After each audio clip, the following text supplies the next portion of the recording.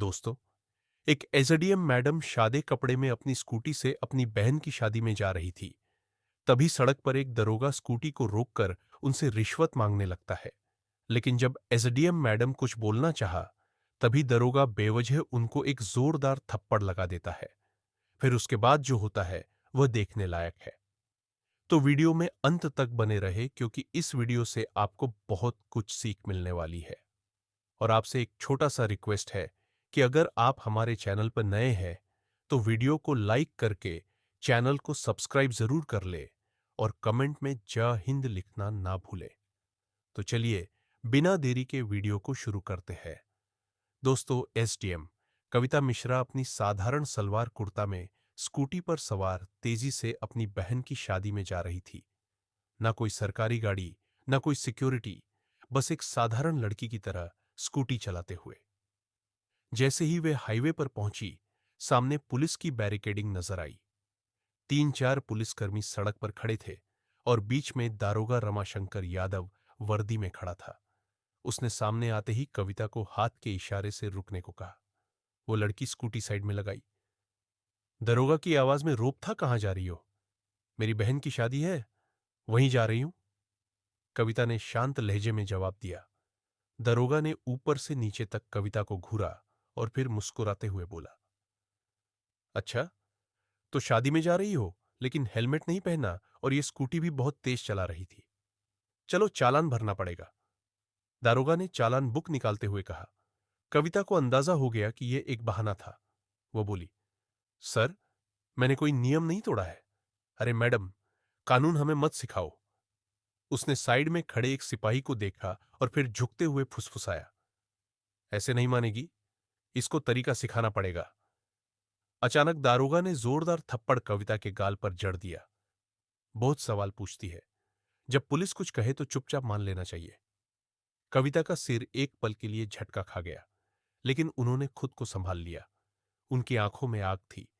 दारोगा ठाका मारकर हंसा और अपने साथियों से बोला, अभी भी अक्कड़ बाकी है, लगता है अच्छे से सिखाना पड़ेगा। एक सिपाही आगे बढ़ा और बोला, मालिक, थाने ले चले, वहां आराम से मामला देख लेंगे। दारोगा सिर हिलाकर बोला, हां, इसे थाने ले चलते हैं, तब समझ आएगा कि पुलिस से कैसे बात की जाती है। एक सिपाही ने कविता का हाथ पकड़कर खींचा। चल, जीप में बैठ। कविता ने अपना हाथ झटका और गुस्से से बोली, हिम्मत मत करना। दारोगा का पारा चढ़ गया। उसने अपने एक आदमी से कहा, इसका घमंड तोड़ो। एक सिपाही ने आगे बढ़कर कविता के बाल खींचे और जबरदस्ती घसीटने की कोशिश कि कविता दर्द से करा उठी, लेकिन अब भी अपनी पहचान छुपाए रखी।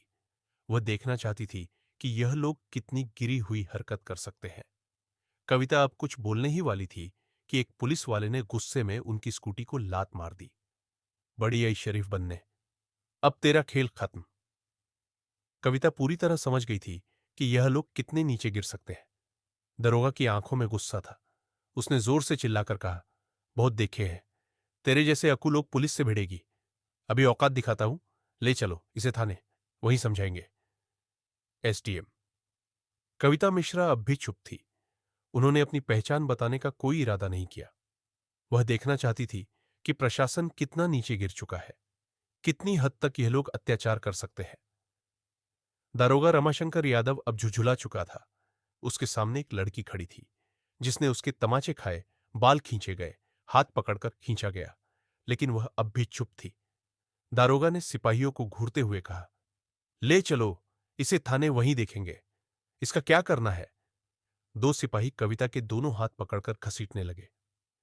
छोड़ो मुझे कविता, पहली बार जोर से बोली। दारोगा हंसा। अब जुबान खुली, चल थाने में देखेंगे कितना बोलती है।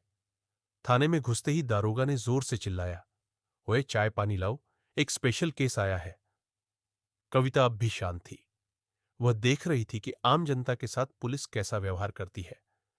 दारोगा ने अपने जूनियर से फुसफुसा के कहा, सुन, किसी तरह इस पर कोई केस डाल दो। सिपाही बोला, क्या केस सर? दारोगा हंसा, कोई भी चोरी, जेब कतरी राशि, बस अंदर डालना है। कविता सब सुन रही थी, लेकिन अब भी कोई प्रतिक्रिया नहीं दी। दरोगा टेबल पर बैठ गया और कलम घुमाते हुए बोला, नाम बता, घर का पता बता।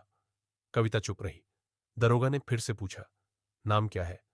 कविता अब भी चुप। दारोगा ने मेज पर जोर से हाथ मारा। सुनाई नहीं देता तुझे? नाम बता अपना। रेखा त्रिपाठी कविता ने झूठा नाम बताया। दारोगा हंसा। बहुत समझदार है तू, लेकिन ज्यादा चालाकी मत कर वरना बड़ी गलती होगी। कविता को जबरदस्ती लॉकअप में डाल दिया गया। एक गंदा बदबूदार कमरा, जहां पहले से 2 महिलाएं बैठी थी। क्या किया तूने? एक औरत ने पूछा। कुछ नहीं, कविता ने हल्की मुस्कान दी। अब वह देख रही थी कि प्रशासन कितना गंदा हो चुका है। एक एसडीएम तक को इस तरह बिना सबूत अंदर कर सकते हैं, तो आम जनता का क्या हाल होगा? कविता एसडीएम अब लॉकअप के अंदर थी। वह बस देख रही थी, सुन रही थी और सब कुछ समझ रही थी। आखिर प्रशासन कितना गिर चुका है, वह हर हरकत पर गौर कर रही थी। दरोगा ने एक फर्जी रिपोर्ट तैयार करवाई।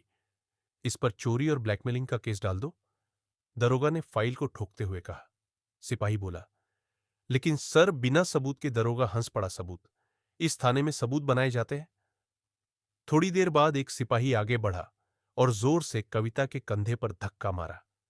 कविता दीवार से टकराई, लेकिन उनके चेहरे पर कोई डर नहीं था। दारोगा ने हाथ उठाया और थप्पड़ मारने ही वाला था कि बाहर से आवाज आया, रुक जाओ। दरवाजे पर एक पुलिस अधिकारी खड़ा था। दारोगा नीरज तिवारी थाने में उसकी छवि थोड़ी ईमानदार अफसर की थी। उसने थाने के अंदर की महिलाओं को